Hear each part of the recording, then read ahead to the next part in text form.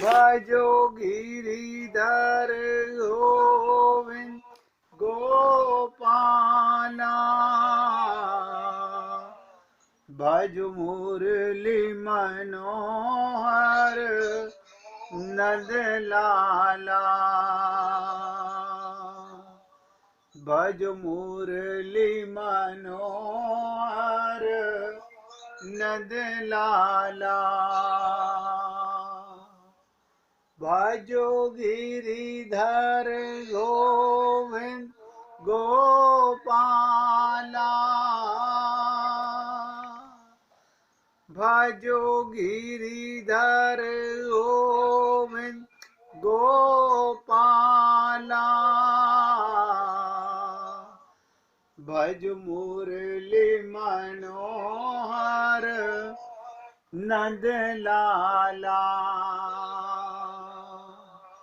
भज मुरली मनोहर नंद लाला भजो गिरिधर गोविंद गोपाला भजो गिरिधर गोविंद गोपाला भज मुरली मनोहर नंद लाला भज मुरली मनोहर नंद लाला भजो गिरिधर गोविंद गोपाला भजो गिरिधर गोविंद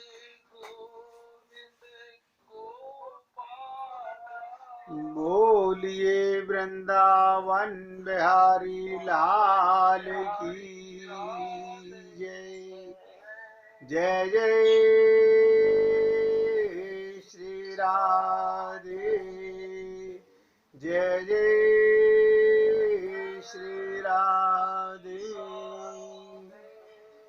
सभी भक्तों से निवेदन, बहुत एकाग्रचित होकर सत्संग के प्रत्येक शब्द को हृदयंगम करने का पूरा प्रयत्न कीजिए। कल आपके साथ धर्म और कर्म पर चर्चा चल रही थी। मैंने अपनी तरफ से पूरा प्रयत्न किया आपको ये बताने का कि जो धर्म आप और हम लोग कर रहे हैं वो भगवत प्राप्ति नहीं करा सकता।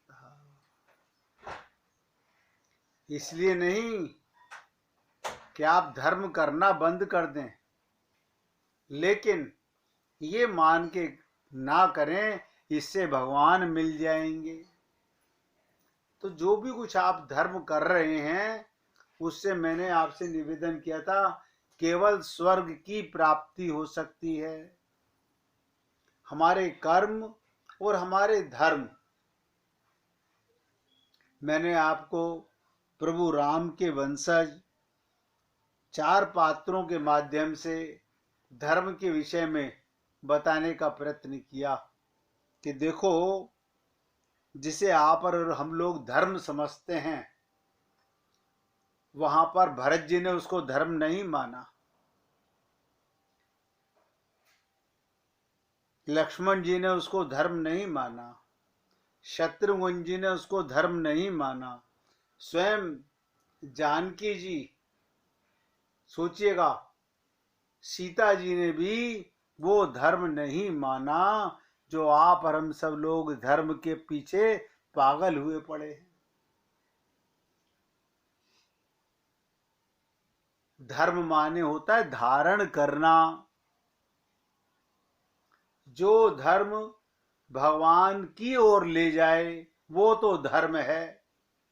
जो धर्म आपको संसार का, शरीर का, मन का सुख दे वो कुकर्म है।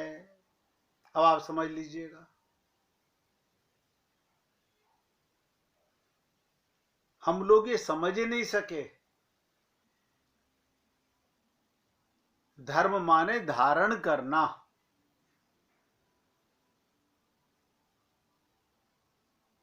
और ये सब बातें करने का तात्पर्य क्या होता है कि आप लोग सुनने के बाद फिर केवल वही धर्म अपनाएं जिससे भगवान में प्रेम बढ़े, भगवत प्राप्ति हो, आत्मा का कल्याण हो। बाकी सब धर्मों को लोगों को बताने की आवश्यकता नहीं, दूर से नमस्कार कर दें।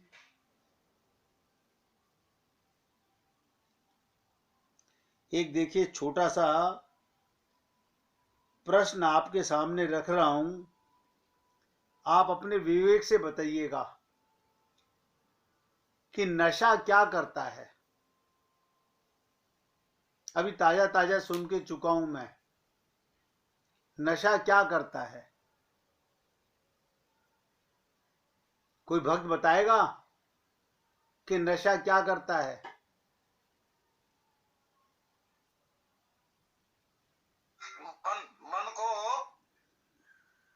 मन को मतलब जो है हटा देता, जो है संसार से हटा देता मन को। अच्छा, नशा आदमी को पागल कर देता है, नशा आदमी को पागल कर देता है। दूसरी बात और कोई भक्त बताना चाहे?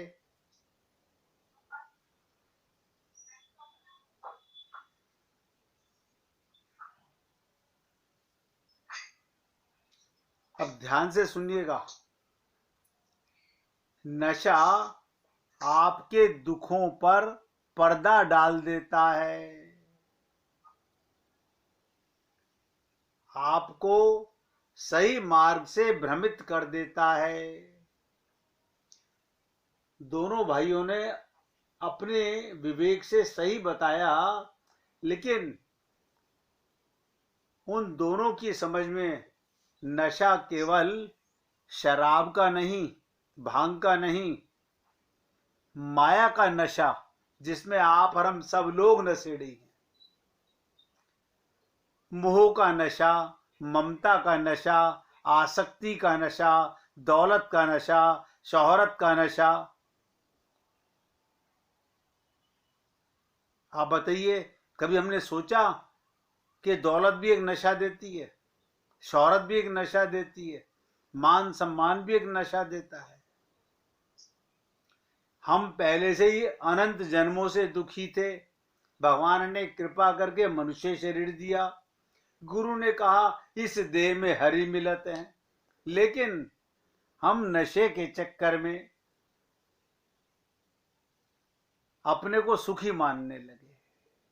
जैसे नशा करने वाला व्यक्ति कुछ पल के लिए अपने आप को सुखी मानने लगता है। जैसे अशोक जी ने कहा मन को भ्रमित कर देता है, राजकुमार जी ने कहा। तो कहने का तात्पर्य, नशा केवल शराब नहीं है, भांग नहीं है, आपको भगवान के प्रेम से छोड़कर, सब नोट करें, भगवान के प्रेम को छोड़कर, आत्म कल्याण के बात को छोड़कर, जहां भी मन आपका रमण कर रहा है सब नशा है। देखिए कितनी विचित्र चीज है। आप और हम लोग अभी तक केवल नशे का एक ही अर्थ जानते थे, और ये नशा जैसे शराब का नशा, भांग का नशा, चरस गांजे का नशा कुछ देर के लिए आपके मन को भ्रमित करता है, इसी प्रकार ये माया का नशा, ये ममता मोह आसक्ति का नशा बस पूरा जीवन बर्बाद कर देता है। जीवन तो सबको मिला भगवत प्राप्ति के लिए, लेकिन क्या पूछो, जब धन आता है ऐसा नशा चढ़ता है बुद्धि के ऊपर, व्यक्ति कुछ नहीं समझता, कहता रे भगवान की क्या बात है, सोने का महल, सोने का मंदिर बनवा लूंगा। प्रेम का मंदिर कहां से बनाओगे?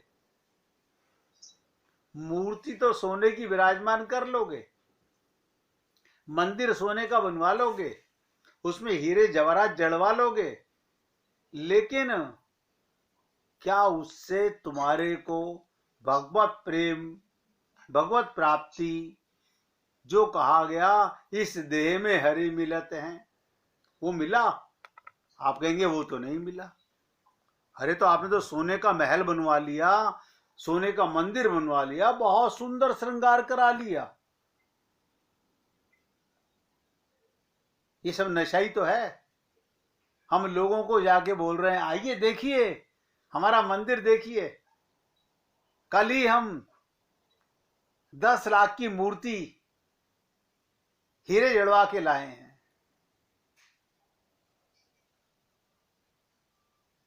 ये तो पैसे का नशा है, प्रेम का नशा कहां है?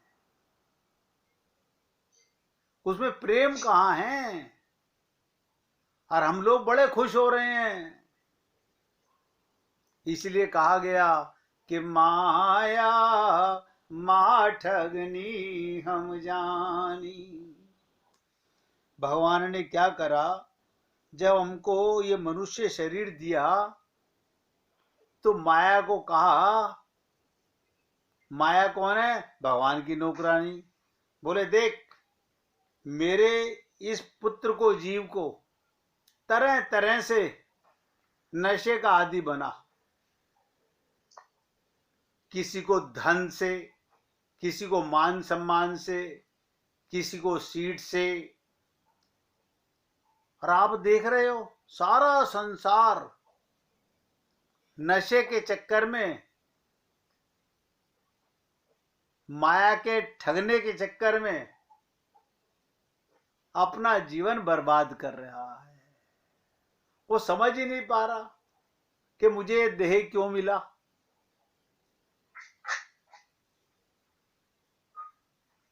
अस्सी 90 साल की उम्र हो गई, काया और माया, देखो कमाल की चीज, दोनों मरने वाली हैं। काया भी समाप्त होगी, माया भी समाप्त होगी, लेकिन भगवत प्राप्ति का मौका भी समाप्त हो गया। इसलिए संत महात्मा कहते हैं कि माया महाठगनी हम जानी।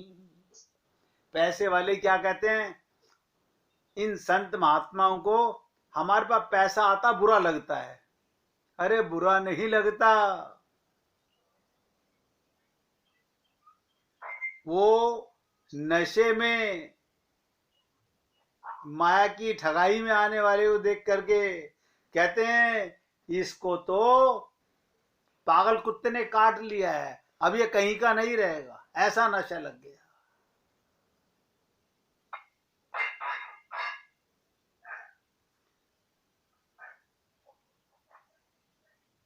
भगवान को तत्व से जानना, आपको अपने आप का तत्व का पता चला कि मैं कौन हूं।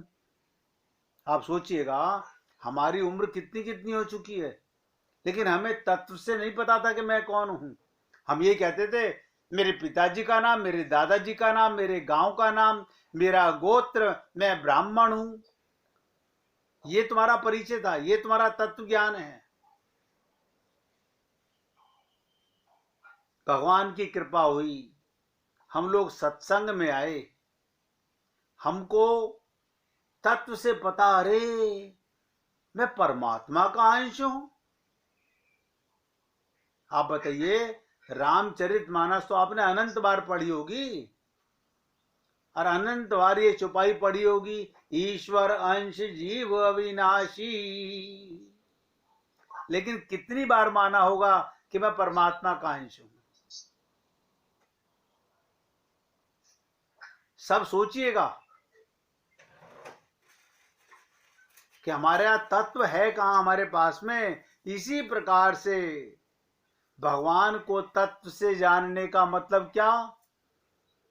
गोपियों से सीख लो एक लाइन में। क्या सीख लें गोपियों से? जित देखूं तित श्याम मई है, अब बताइएगा, उन्हें सब में भगवान नजर आ रहा है। कमाल है, सब में। क्यों? आपको और हमको क्यों नजर नहीं आ रहा? पूरी ताकत लगा के समझने का कोशिश कीजिएगा। आपको और हमको क्यों समझ नहीं आ रहा? हमको परमात्मा क्यों नहीं दिख रहा? क्योंकि हमें अभी अपना ही ज्ञान नहीं है तत्व से, तो भगवान को क्या खाक समझेंगे हम? आत्मा होकर अपने को देह मानते हैं। ये तत्व ज्ञान है हमारा। ये हम भगवान की ओर बढ़ रहे हैं। अपने आप से प्रश्न कर सकते हैं आप लोग कि मैं आगे बढ़ रहा हूं कि पीछे जा रहा हूं। आप सोचिए, हम आत्मा के काम को छोड़कर शरीर के काम में कितने व्यस्त हैं। अभी कल मैंने जो बात की थी उसी को आगे बढ़ा रहा हूं, कहीं आगे नहीं जा रहा हूं। भरत ने आत्मज्ञान था, भगवान राम के पीछे जाने के लिए माता को छोड़ दिया, राज्य को छोड़ दिया। आप और हम लोग अब ऐसे थोड़ी हो सकता है, अपने परिवार को छोड़ के भगवान को थोड़ी पाएंगे हम लोग। ये भी तो हमारा फर्ज है। तुम्हारा एक फर्ज था, इस देह में हरि मिलत।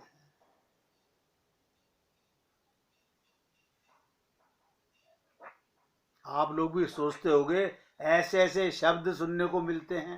आप बताइए, आप और हम लोग क्या कर रहे हैं?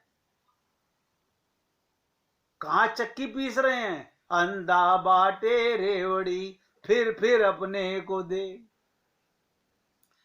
अब किसी से पूछा कि क्या परिवार की सेवा नहीं करनी चाहिए? जरूर करनी चाहिए। अशोक जी, आप अपने मोबाइल की आवाज बंद कीजिए।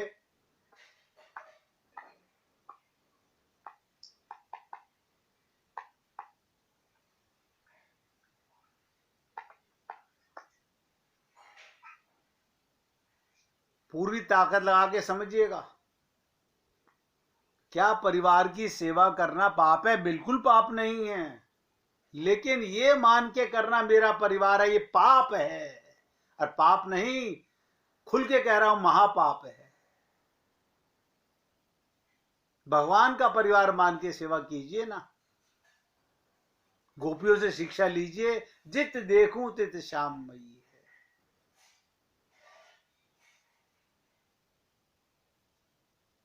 आपका परिवार भी भगवान का परिवार है, पड़ोसी का परिवार भी भगवान का परिवार है। फिर गोपियों से शिक्षा कहां ली? आत्मज्ञान कहां हुआ? तत्व ज्ञान क्या हुआ? गुरु के जीवन में आने का क्या लाभ मिला हम लोगों को? पोथियां पढ़ने से भगवत प्राप्ति होती तो सारा संसार भगवत प्राप्ति कर चुका होता। अगर खाली पुस्तकें पढ़ने से भगवत प्राप्ति हो सकती होती तो सारा संसार गोलोक वैकुंठ लोक में बैठा होता।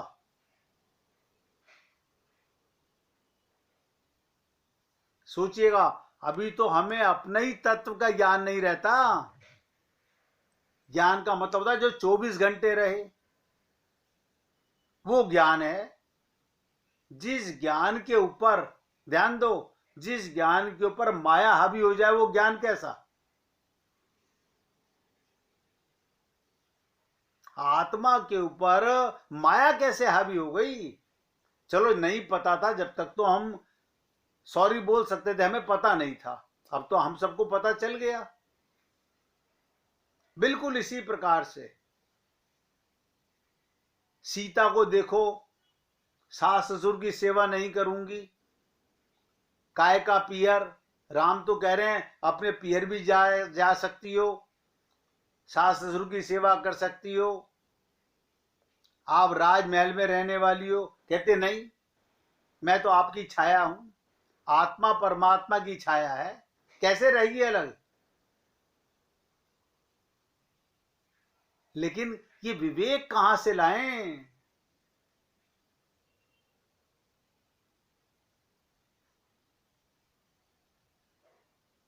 सोचो एक एक शब्द को। भरत जी राज नहीं चाह रहे, ठुकरा रहे हैं, माता को कुल नाशनी कह रहे हैं, पति हत्यारिन कह रहे हैं। लक्ष्मण जी कहते हैं मेरे तो माता पिता आप हो, मैं किसी माता को नहीं जानता, किसी पिता को नहीं जानता, किसी गुरु को नहीं जानता। कमाल है। यानी 4 चरित्र बताए, लेकिन बुरा मत मानिएगा, कल से आज तक किसने कसम खाई इस बात की कि मुझे भगवत प्राप्ति ही करनी है, अपने पराये का अंतर मिटा देना है। आत्मज्ञान तो तभी है, आप गोपी तो तभी बन सकते हो। देखिए आज और कल, आज 14 तारीख है, कल 15 तारीख है, मैं 2 दिन तो आपके साथ ये तत्व की बातें करूंगा। 16 तारीख से 14 जनवरी तक धनुर्मास लगेगा। लक्ष्मी जी अवतार लेकर इसी कलयुग में आई थी हम पर प्रेम तत्व को समझाने के लिए। मैं प्रेम की ही चर्चा करूंगा कि कैसे इस देह में हरि से मिला जाए। अगर फिर भी आपके मन में छल कपट भरा हो कि हमें तो माया चाहिए, हमें तो ममता मोह आसक्ति में मजा आ रहा है, तो डोंट वेस्ट योर टाइम। अरे कम से कम एक जगह का तो मजा लो, या तो प्रभु प्रेम को पाने का मजा लो, या संसार का मजा लो। अनंत जन्म गए, एक जन्म और चला गया, क्या फर्क पड़ेगा? इसलिए आपसे निवेदन कर रहा हूं, भगवान को तत्व से जानना क्या, पहले अपने को तत्व से जानो कि मैं कौन हूं, फिर भगवान को तत्व से जानो। अब भगवान को तत्व से जानने का मतलब सभी भगवान ही हैं, भगवान के सिवाय ध्यान दो एक बाल जितना तिल जितनी चीज भी दूसरी नहीं है। हद हो गई। आप बताइए कौन कहता है कि भगवान नहीं दिख रहा, कौन कहता है कि भगवान नहीं मिला? क्योंकि भगवान ने कहा वासुदेव सर्वम, यही तो तत्व ज्ञान है, सब कुछ मैं ही बना हूं, अपना पराया कहां से आ गया?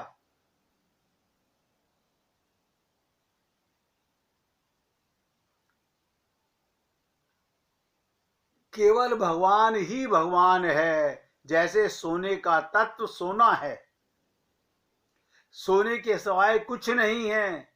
गहना दिखता है, देखिएगा दिखता गहना है, होता सोना है।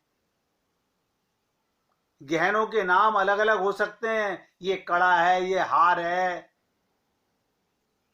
ये बाजूबंद है, ये पजेब है, कुछ भी हो सकता है।